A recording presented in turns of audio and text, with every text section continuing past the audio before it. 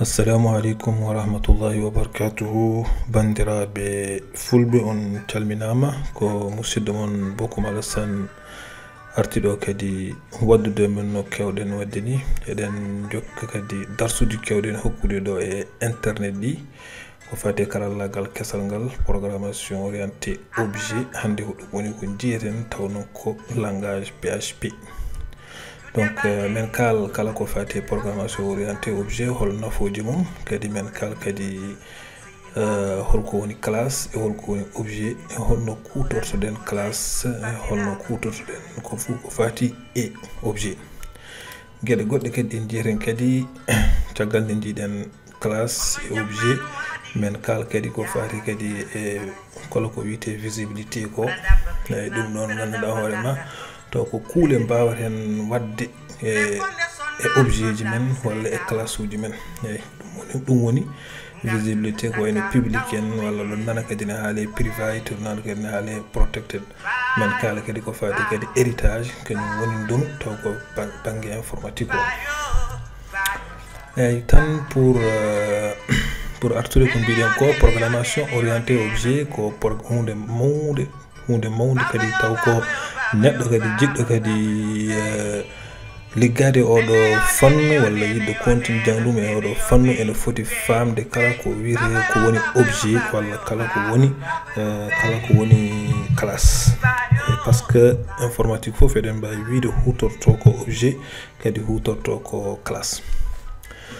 Donc so tawi en ƴeewi programmation objet eɗen gandi caggal nde jiiɗen vidéo ji men ɓennuɗe ɗi en jiino kala ko fati e variable en jiino kala ko woni variable en gandi ko woni variable en gandi ko woni fonction kañum woni méthode en gandi kadi holko woni le tableau et tout ça ɗeɗo gueɗe foof en jiiɗumen. Eyyi nden noon nde yimɓeɓe programme no ko ni tan variable uji mabɓe ɗi e fonction ngaji mabɓe ɗi fof ɓe mbaɗanno ɗum tan koye fichier goto gandanɗa hoorema fichier taw kone heewi fonction ngaji ne heewi variable uji no feewi. Hande noon programmation objet ndo ari nde walli hen kadi yimɓeɓe ko teredde hunde nde fof comme forme objet taw eɗen mbawi développé gandanɗa hoorema hunde kala ko développen ɗum taw noon eɗen mbawi kadi hutorade ɗum. eyyi so tawi joni mi hokki joni yeru eɗen jogui ko wayno en développé hande téléphone janggo téléphone goɗɗo kadi waɗi amélioré au lieu eɗen gara ɗo kadi eɗen mbatta kadi à zéro ala en puɗɗot tan to puɗɗinoɗen ɗo ko développe ɗen en woodi ko ɗum tan naggaten ɗum ɗon kutorɗen ɗum ɗon ɓeyden hen ko foti ɓeydede o eyyi ko ɗum ɗon notion objet addi c'est à dire ene facilite na ganduɗa hoorema an programme o no feewi saabu ɗum hankkadi ni wona tan aɗa watta ñande fof ko bannoɗa ala ko bannoɗa ko ɗum kutortoɗa pour hebde goɗɗum ko ɗum ɗon koye nafoje programmation orienté objet nafata kadi banggue kadi sécurité o ko banggue kadi wawde kadi tawi probléme aji kadi mbaɗi yawde kadi détectude yawde kadi yiitude kadi caɗele kadi gonɗe gandanɗa hoorema e code uji ɗi ko ɗum addanta men hutorade oɗo programmation orienté objet. Donc so tawi noon programmation orienté objet haalama haalate ko classe haalate ko objet haalate ko instance ko ɗeɗo kelmeje kewton tan nande no feewi. Donc ɗeɗo kelmeje wonata tan wonata hoɓɓe to monɗo ala toujours on nana ɗum ɗum noon puɗɗortoɗen koko wiyete classe ko holko woni classe so tawi eɗen kaala e programmation objet ɗum noon pour firande mon holko woni classe en duttido joni ko bannoɗen ɗe to balɗe ko en mbaɗino ko wiyete les variable en mbaɗino ko waɗi les fonctions e classe ko to ganduɗa hoorema hunde to mbawɗen tan rendinde variable uji men ene wonde fonction ngaji kutortoɗen ɗi ndendinɗen ɗum e nokku goto joni tan mbiyen no ɗiɗo variable uji e ɗiɗo fonction ngaji kala natowo hen nani kala natowo hen ma rew to classe men ɗo c'est à dire eɗen jogui tan suudu e nder nduɗon suudu ganduɗa hoorema ene waɗi des variable ene waɗi kadi des fonction ngaji e des méthode aji a arata tan kutoroɗa variable ni ala il faut ko ma ndewa e classe o kadi sa yiiɗi hutorade kadi fonction ngaji ɗi kadi ko ma ndewa kadi e classe o. Donc pour rewde noon so tawi rewde e classe o woni ko créer de objet. Donc objet o yaltata koye classe o objet o noon wallatma walla ma accéder e variable uji gondi e der classe ɗi ene wonde kadi des méthodes walla des fonctions gondi e der classe ɗi. Eyyi ɗum ɗo oɗon mbawi famirde ni ko banggue classe, c'est à dire ko variable uji walla les attributs ɓaade ko classe programmation orienté objet kalaren ɗo kadi utilise tan kadi ko notion ngaji kadi goɗɗi kadi ɗum kadi kutortoɗen hankkadi ɗi en mbiyata variable no mbiyeten ko des attributs. Eyyi so tawi joni ko tan ni tan mbiyanoɗen ko variable mais hande noon taw ko programmation objet kadi kutortoɗen ɗum ɗo nan kadi ni kalten ko mbiyeten ko attribut. Eyyi attribut eɗen to kadi eɗen en kaalino haalde fonction ɗo noon kadi mbiyeten ko les méthodes mais ko gotum. Heddoto noon so tawi en mbaɗi ɗiɗo attribut ji en wondi en mbaɗi ɗiɗo fonction ngaji e nder classe, so tawi en jiiɗi hutorade ɗiɗo attribut ji e ɗiɗo fonction ngaji walla des méthodes, il faut dañen objet taw objet o yaltata koye classe o. Eyyi classe jibinta objet o noon walla ma nadde walla récupérde attribut ji gondi e nder classe ɗi walla fonction ngaji gondi e nder classe ɗi. Eyyi ko ɗum woni notion de classe. Donc ɗum noon mbaɗen pratique tan ha joni ma holla mon ko nden mbawton famde no feewi. So tawi noon ko théorie tan wawata gasde. Donc ƴeewen ɗo joni créen ɗo joni fichier mbiyen ɗum mbaɗen oɗon gandi ɗum ɗo foof no waɗirte kadini ko fiche iɗen wadde ko PHP. Donc so tawi en gari ɗo mbaɗon ni ok ɗo joni en joguima dokken classe dokken ɗum inde mbaɗen contrôle S mbiyen ɗum joni wiyete ko classe 1 classe garan point PHP ɗum ko yeru tan dokkaren. Eyyi ɗo joni ɓaade jiɗɗen ko créer classe. Pour créer des classes ene jogui kelmeje ɗum ɗon wiyete ko mot clé. Ene woodi classe biyeteɗo mot clé classe. Ay joni min jonde wonno ko sublime text kutortomi mi fuɗɗi wadde classe tan o créer ni kam classe mais non mami explique kan mon holno waɗirte. Donc mbaɗani normalement poɗɗon tappude tan ko helmere classe nde ni. Eyyi helmere nde ɗo woni helmere classe dokkon inde mon nde classe. Donc mbiyen neɗɗo ko ɗum classe mo wiyete ko neɗɗo nani. Donc joni classe inde classe am nde wiyete ko neɗɗo. Yaw oɗo classe mo wiyete ko neɗɗo mi waɗa hen variable uji am wona mbiɗen classe rendini ko variable uji e wonde e fonction ngaji. So tawi noon ko classe kutorɗen wiyete ko les attributs et so tawi ko ɗum ɗo wiyete ko les méthodes. Eyyi mbiyen ɗum ɗo ko mbaɗami ɗo ko on cuwayi ɗum taw min jii ɗum koyde visibilité ji public firti neɗɗo fof no wawi nadde no wawi hutorade oɗo attribut. Mi wiya ɗo joni inde ma inde neɗɗo mi waɗa goɗɗo mi wiya ɗum public mi utilise mot clé public mi waɗa ɗum variable o ko walla attribut o ko yettode mi crée kadi troisième o mi wiya ɗum ko public mi wiya duuɓi fuma dollar sin dollar o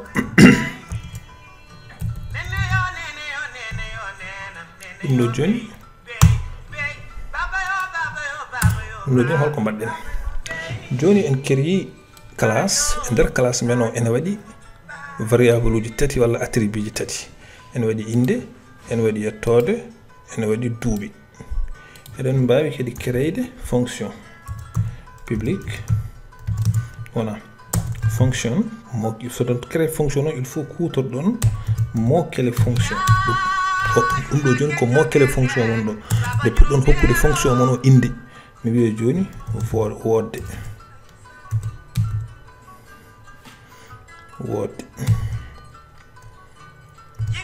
woni voté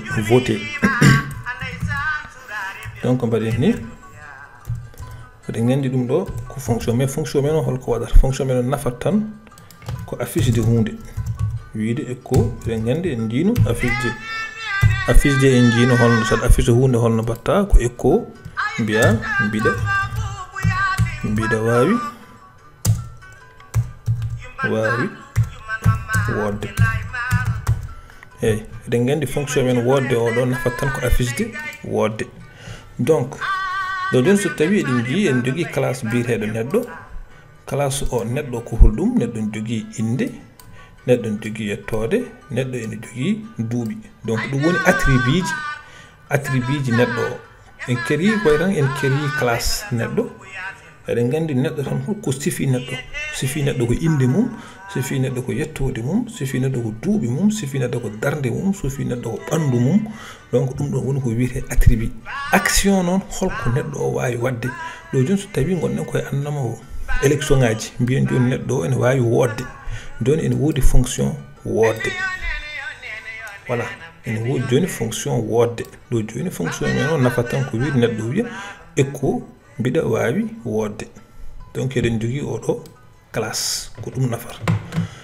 ɗum ɗo woni classe so tawi en jiiɗi hutorade oɗo classe o noon c'est-à-dire mbiɗa yiiɗi affiche de so tawi joni eɗen jiiɗi affiche de fonction wodde o walla eɗen jiiɗi affiche de inde neɗɗo o walla yettode neɗɗo walla duuɓi neɗɗo o e fit ko ma naaten e nder classe o pour naatde e classe noon ma créa ko wiite ko wallanma naatde e nder classe o ko wallanma naatde e nder classe o wiite ko objet walla wiye instance ɗum noon yaltata koye classe o eyi ɗum ɗo joni so tawi on ƴeewi eɗen mbawi créer instance pour créer instance dokken objet men o walla instance men o inde ko gotum instance objet ko gotum mi wiya joni wiyete ko objet mbaɗon égal new o ɗum ɗo fit tan kadi ko mokele ɗum fit yalti jiɗɗa ko créer instance classe hol classe neɗɗo wonji classe neɗɗo classe o wiyete ko neɗɗo wonji ɗo joni eɗen jogui objet en mbaɗi créer en tafi objet walla instance de classe men neɗɗo o oɗo instance walla oɗo objet wallata men so tawi en jiiɗi affiche de hollirde inde neɗɗo o walla yettode neɗɗo o walla duuɓi neɗɗo o walla fonction wodde oɗo gonɗo ɗo mo créé no ko oɗo objet wallata men wadde yaltinde ɗum oɗo objet waɗi ko ɗeɗo gueɗe foof kala ko woni nder oɗo classe nana e nder oɗo objet heddoto noon est ce que eɗen jogui droit affiche ɗum walla en ngala droit affiche ɗum woni ko jiiten kadi ñande wonde ɗum waɗi ko kutorimi ɗo public o donc en cuwa yiide ɗum nanɗo to min mi waɗi ɗo public tan kono min mbat kadi darsu goɗɗo taw kañum explique ɗum no feewi eyyi kono joni jiiten tan ko jiire ɗum ni tan après min mbat darsuji goɗɗi taw ne explique ɗum no hannirta ni joni en mbaɗi en tafi objet classe neɗɗo c'est à dire walla mbiyen en tafi instance classe neɗɗo joni ƴeewen oɗo classe neɗɗo holko woni mum holko woni nder hen oɗo objet classe neɗɗo o donc eɗen mbawi wadde var dump mono banjinoɗen eɗen mbawi affiche de ko woni objet o foof mbaɗen var dump en jiino ɗum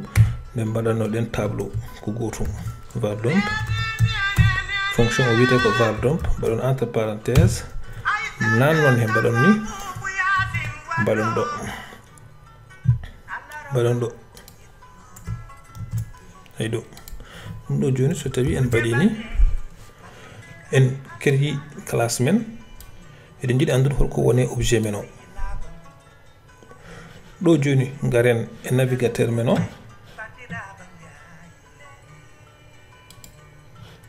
donc mbaɗen ni jehen to localhost en mbaɗi localhost ƴeewen inde classe men o wiyete ko classe 1 wonji donc o wi men objet neɗɗo ay objet neɗɗo c'est à dire inde classe o objet neɗɗo waɗi ko gueɗe tati waɗi ko élément ji tati ɗum woni 3 oɗo waɗi ko élément ji tati ay ɗum ko index o ko neɗɗo mais haydara ala hen ko nil inde nde ko nil parce que haydara en dokkani ɗum en mbiɗo yettode kadi hay ko nil ko en mbiɗo kadi duuɓi ɗi ko nil ɗum ɗon ene woni logique sabu ɗum pourquoi sabu ɗo en ji en mbaɗani initialisé ɗum ɗoji ɗi wiyatno inde ɗe en mbaɗani initialisé yettoɗe ɗe en mbaɗani initialisé duuɓi neɗɗo o eyyi ene woodi ko wiyete fonction goɗɗo taw ko fonction o ko classe hutorto ɗum oɗon fonction wiyete ko constructeur oɗon ene walluma wadde initialisde classe o eyyi so tawi joni pour initialiser classe kutorɗen ko constructeur donc constructeur eɗen mbawi wiide fonction mbaɗon underscore construct eyyi ko ɗum woni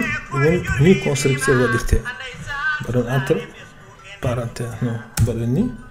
guddiron accolade uji comme ko fonction mais ko fonction kerdiɗo fonction o jiida e fonction ngaji goɗɗi ɗi kañum wallat ko wadde initialise les attributs de classe wallat mon ko wadde initialiser attribut classe o construct donc ƴeewe ɗo joni so en mbi constructeur men o holko waɗi ko inde mbaɗen ɗo inde mbaɗen virgule waɗi kadi aussi ko hollum goɗɗum waɗi ko yettode en mbawi wadde ɗo yettode et puis waɗi ko hollum goɗɗum waɗi ko duuɓi mbaɗen ɗo joni duuɓi ɗo joni garen ɗo mbaɗen this c'est à dire mbiyen mbaɗen initialisé sono mbaɗa initialisé ko ni hokko woni initialisé mbiyen oɗo égal à oɗo c'est à dire oɗo mo mbaɗɗen ɗo wiyatno oɗo variable oɗo attribut mo dokkuɗen ɗo variable dokkuɗen ɗo mbiyen mbaɗenmo e oɗo attribut inde nde ɗo donc ɗum noon mbiyen this oɗo this inde ay so tawi ɗum mbaɗa this ko this o tan waɗata dollar inde nde watta dollar eyyi mbiyen this égal so tawi joni en mbi this égal a inde oɗo voilà fetto ko eɗen gonɗen ko mbaɗɗen ko hoɗɗum gonɗen koye wadde gonɗen koye initialisde inde oɗo attribut inde o eyyi mbaɗen noon kadi hene keddiɗi ɗi attribut aji keddiɗi ɗi wonɗo ko yettode ay yettode joni mbaɗen makko mbaɗen égal noon gandon kadi ciftoron en kalino ɗo égal wona tan égal wona foti ala ko affectation en informatique fetto ko eɗen ƴefta joni en mbaɗini ok copien oɗo ɗo mbaɗa point virgule gadda kadi duuɓi oɗo mbaɗamo ɗo just duuɓi ɗo noon gadden oɗo mbaɗen ɗum underscore donc gadden ɗo copien pour juste yawnade mami explique après e ɗo joni holko mbaɗɗen ɗon gonɗen e initialise attribut ji min ɗi mbiɗen nanguɗen inde variable inde oɗo mbaɗɗen ɗum e oɗo e ndeɗo inde ɗo nanguɗen kadi variable men oɗo yettode mbaɗɗen initialisé attribut men yettode nanguɗen kadi mo duuɓi o kadi mbaɗɗen kadi initialisé e variable men walla attribut men duuɓi o donc ɗum nafoore mum ko hoɗɗum donc sen gari en mbawa hankkadine wadde ni tan en mbawa so tawi eɗen tafa objet o en mbawi wiide objet égal à new neɗɗo tan ala par ce que ɗo en waɗi ko initialisé joni mbaɗen ni mbiyen initialisé ɗen wona ko inde min joni innam mbiya ko beaucoup rewi hen variable dawɗi hen o ko yettode donc mi waɗa yettodam non ko inde innam par exemple mbiya ko yerel ɗo joni tawde ko yettode rewi hen mi waɗa ɗo joni beaucoup goɗɗo dewɗo hen o ko duuɓi mi waɗa ɗo joni 19 ans sinno kam mi bini 19 ans ko boyi e dum do joni mi tafi objet am taw classe am on wadi constructeur c'est-à-dire classe on wadi initialiser attribut jam di joni so tawi en ko wi on to gatton to badden hen errorage do voilà joni do tan mi wadino sippiri en badino si en momtino odo accolade do joni mi enregistré ay merci en fait ko weldi e Sublime Text so tawi a wadi erreur tan o accata ma jaha o hollatma ko gilani a soit enregistré wonda wadi erreur kadi dum kadi ene nafa no fewi donc eden mbawi testude dum do so tawi en gari do joni on ji adana no bandaden de ko nil dañoden mais sen battini joni on joni bari en ok on hokko yakani mais pourquoi hokkata men biden ko neddo en badi construct parce que constructeur ko ni fori wade juste me testa do don parce que souvent copier odo ga e classe joni mi jeewa mi windo do ha fe ok ko ni fori wade donc so tangana bindo ton constructeur il faut mbado non attention parce que odo underscore ma mbadon underscore modjo baadi ko mo kele il faut bindon constructeur on haniti on diddin joni bindono mi fewani constructeur en mankuno donc so tawi en testi dum wonji do joni mi anda so wonji en créé objet objet neddo en wadi element ji tati inde makko o halama wadi ko string wadi ko chain caractère o wite ko yerel wana non biden e yettode makko onji ko bokum onji do makko ko 19 ans donc dum o affichini men element ji gondi e dum do men di element ji classe meno donc mbadden ko hoddum mbadden ko don ruttade hen seede ko mbadden ko pour ruttade hen seede en badi en créé classe o to classe neddo eden gandi attribut ji neddo en dokkido attribut ji makko ma on tati en badi créer classe bité de constructeur no fonction bité de constructeur o don fonction kanyum nafarta tan ko wadde initialiser dum do jimendi attribut ji mendi eden jogi do non en badi créer classe goto en wiye word on classe nafoore mum nafatan ko affiche de bida word biɗa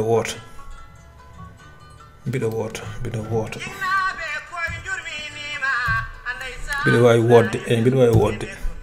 affiche tan ko biɗa wawi wodde donc hono en cuwata andude so ndewi jiiɗi affiche de oɗo méthode holno mbaɗirten donc en ko mbaɗɗen ko en mbaɗi en tafi objet men o firti en créé objet neɗɗo o donc so tawi en créé objet neɗɗo o eɗen gandi neɗɗo o waɗi ko attribut ji tati waɗi ko inde makko waɗi ko yettore makko waɗi ko duuɓi makko donc ɗo so tawi en affiche den ko attribut terdi o affiche men donc joni so tawi en jiiɗi affiche de fonction holko nafata fonction mo badden e classe men o dum non ko ni batten do joni en gara do gareno objet o biyeni objet o biden ko nafata objet nafata wallata men ko récupérer kala ko kutoriden e der classe o woni attribut ji di woni fonction ngaji di joni ƴeewen mbaɗen toon so tawi oɗon jiɗi wadde appel sa créé instance aɗa wawi wadde appel aɗa wawi noddude fonction gonɗo e nder classe o walla kadi aɗa wawi noddude attribut gonɗo e nder classe o donc pour noddu ɗum mbatton ko inde objet o woni oɗo objet après mbaɗon wayno flashel ni wayno flèche ni mbaɗa flèche baɗo ni ay do joni no mbaɗon flèche baɗo ni on mais anda so tawi on jii joni o hokkimon ko mbawɗon noddude ko fof hay variable duuɓi variable inde neni fonction wodde neni en wonde yettode neni donc enen jiɗɗen ko yettode tan mbaɗen ni joni ƴeewen so tawi en garti holko hokkata on jii o affiche ni men joni mbiɗa wawi wodde holto affiche hen nil kono en cohlan ɗum voilà donc o affiche ni men on dit au moins o affiche ni men quand même biɗo wawi wodde parce que ɗum won ko cohluɗen donc en mbaɗi appel oɗon méthode oɗo biɗo wawi wodde oɗon mbawi kadi wadde ƴeewen joni so tawi en mbaɗi ni so tawi on mbaɗi flèche ngel tan o hokka mon ko mbawɗon fit ko eɗen jogui droit wadde noddude oɗo variable oɗo on attribut duuɓi o ay eɗen mbawi jogui droit so tawi en ngalan droit o affiche ta ɗon donc ƴeewen kadi fof holko hokkata on jii o affiche ni men 19 c'est à dire duuɓi ɗi jomum mbaɗɗen ɗo no jogui ko 19 ans ƴeewe kadi jafuɗum nde ƴeewe kadi so tawi en change eɗen jiiɗi affiche inde makko sen mbaɗini joni inde sen mbaɗini par ce que eɗen gandi inde makko ɗo ko yerel normalement mo affiche men yerel donc garten ni mbaɗen anji o affiche ni men yerel donc ko ɗum woni classe ko ni classe hutorte exemple uji goɗɗi ɗi kadi min dokku classe ni neɗɗo kala oɗo classe neɗɗo kadi min kutor ɗum mais dokken kadi exemple ganduɗa hoorema holde mbaweten hurtata ɗum tawi jiɗɗen ko créer ko wayno application eyyi joni noon ɓaade vidéo juuti ko ɗo kannaten vidéo o e vidéo ji min goɗɗi kadi min jokkid kadi notion objet et classe saabu ɗum ko partie badɗo important no fewi so tawi wonande jiɓɓe wadde ko fate programmation hande to yimɓeɓe jarata heeɗo ɗum noon on calminama on juurama ko musidɗo moon Bokum Alassane arno ɗo haaldude moon kadi on jarama.